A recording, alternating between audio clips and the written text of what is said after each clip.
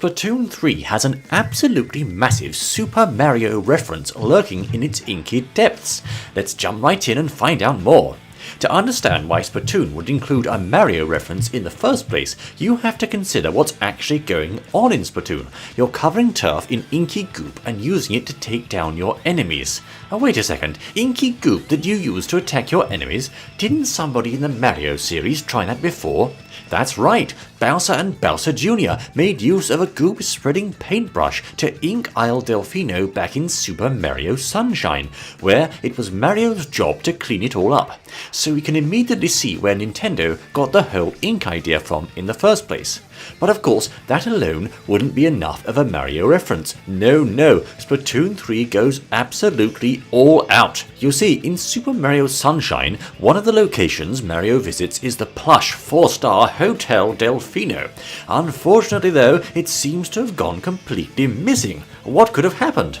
Well, it turns out a ghostly manta named Phantomanta, arguably one of the most memorable bosses from this game, has covered the entire estate in inky turquoise goop, causing the entire hotel to sink and vanish. Mario's job is to take out the manta, who glides along the ground spreading goop, wherever he goes. He starts out huge, but splits into smaller rays as you pelt him with water from your backpack. It's an absolutely fantastic and very unique boss fight. Now, let's switch gears back to Splatoon 3, specifically the story mode. Have you ever noticed something about that big man guy? Hey, wait a second, he's a manta ray. Oh boy, a manta ray in a Nintendo game featuring inky goop. I already see where this is going. One of the bosses in the story mode happens to be Big Man, and get ready for it, the boss takes the form of a huge ghostly manta ray who glides along the ground spreading ink wherever he goes. He starts out huge, but splits up into smaller rays as you keep pelting him with ink from your backpack.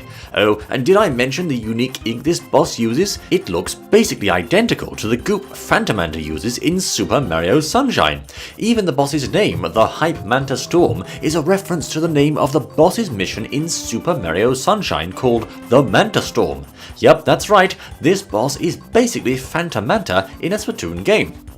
Just like the Mario Sunshine boss fight, it's a tough one too. You spend quite a lot of time running from the ray, which constantly pursues you and can deal a pretty hefty amount of damage.